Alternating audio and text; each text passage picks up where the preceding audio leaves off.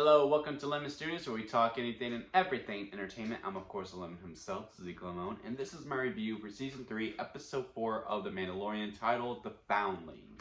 And we are really right back to basics to where we were in Season 1 and Season 2. But before we get into that, let's get the house clean out of the way, shall we? Gonna need you to hit that subscribe button, need you to hit that like button, and also leave a comment below. Let me know your thoughts of The Mandalorian, Season 3, Episode 4, or just what you think of this channel, or, you know, I don't know, tell me how your day was. How are you doing? Because all of those help me grow into my YouTube career, and I'd be greatly appreciated. And also, I want to get to know my fans more. So, well, fans, people who watch this video. I don't have enough subscribers to really call fans right now. But with all that out of the way, let's get into the episode, shall we? So yes, this is titled The Foundling. It's a very simple foundation of it. A foundling gets taken away by a creature. Mando and a little team of Mandalorians have to go and stop it. And it turns out it's the son of the Mandalorian who does not like Din that much, or Bo-Katan for that matter. But he seems like he's coming around towards the end. And also, before we go even further, let me go ahead and address it. Yes, I am going to talk about spoilers in this episode because the title is Was This Good? I can't really talk about how good I can't really defend if it was good or if it was really bad without going into spoilers, okay? So that's why I'm just going to talk about the episode freely. Anyway, it does seem like he's starting to come around. Maybe a little too quick for me. Again, it's a minor nitpick. I don't know why I said again. Minor nitpick, very minor nitpick. But yeah, he obviously had beef with Din. He was like, no, you can't come in. But it looks like now that he knows the creed, he's just like, yep, these are the rules. Bo-Katan was given leader. All right, fine. Yep, no, you get by the fire. So maybe I was reading too much into it that it was beef, but really wasn't. Hey, buddy, how's it doing? That's Crash. That's my Grogu. But it starts off with his son fighting Grogu in the beginning, and Grogu comes out and pulls out the victory after going down 2-0, and really found out he was a son. I was like, oh, okay, I see why they pit them against each other. And then the creature comes and takes him, and then they have to go and save him. And Bo's like, okay, I followed him on my ship. We're gonna have to go here, and then we're gonna have to climb, because if we use our jetpack, we're gonna startle him, even though our jetpacks don't last that long in general. Also, a really good chase scene when they take the youngling. That was really cool to see. But as they go, Din and Grogu are separated. And I was like, I don't think we've ever seen that, minus the Book of Boba Fett stuff, that, you know, they're insufferable. They're never separated from each other. And we finally learned why Din had PTSD every single time he went to go visit to get some new armor for Mandalorian when he gets the Beskar. And it's just how the metal works. It gets into your soul, I guess, because we go back to Order 66 and we learn more about how Grogu escaped. And I'm sure we'll go back to it as the more armor Grogu gets. But I was low-key down for that being the whole entire episode, because it was Tyler the Youngling, and like we go immediately to Grogu, and I was completely cool with that, because I knew Mando was going to get him. And that was another thing. That little, like, Mando's so cool. Like, he's so cool, but, like, he also just, like, if we don't have him, we're not going to win. Because, like, it was just, we had to make sure he was the one who got the youngling in. Again, overall, I don't really care. I truly don't. It's just a no. When there's like, damn, Mando's just super OP. Like, I just want him to struggle and fail once. Just once. Didn't want him to fail here. But at some point, I want him to like get in a fight and be like, okay, yeah, no, he's having a really hard time with it. Maybe do something with the Darksaber. I don't know.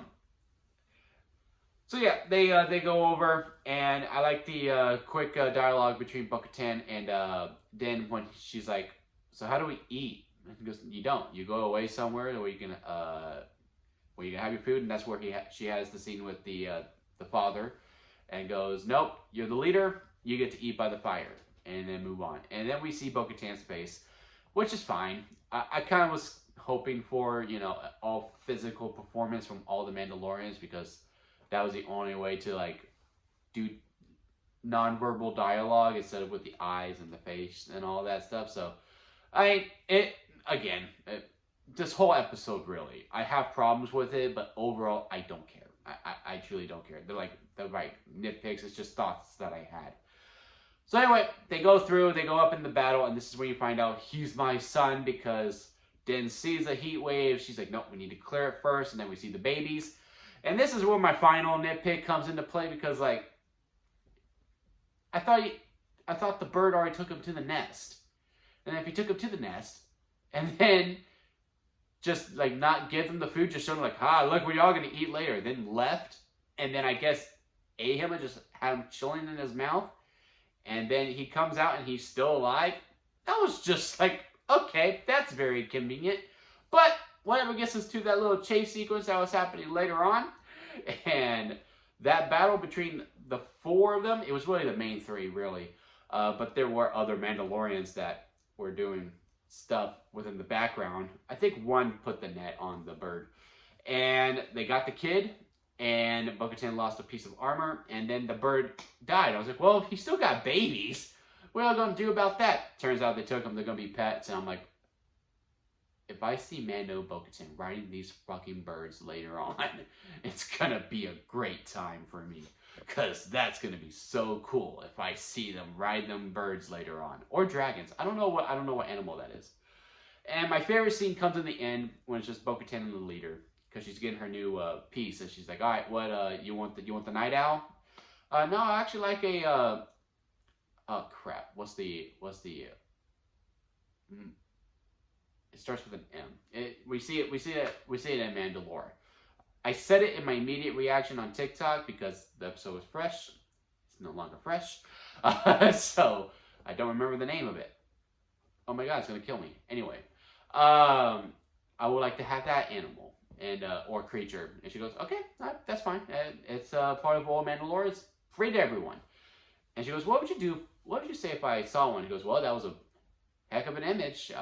Great for Mandalorians. She goes, no, I saw one in real life when we went to Mandalore. And I went underwater. I saw it. She goes, all right, cool. When you walked away, this is what happens. No, you don't understand. I actually saw it. I don't discredit it. That's it. She believes. She 100% believes. But I don't know if it's like some kind of like preacher with the student type of thing where it's just like, okay, yeah, no, you think you saw God? That's great, man. I second that. I don't know if it was played like that, but to me, it read to me as, yeah, no, I believe you.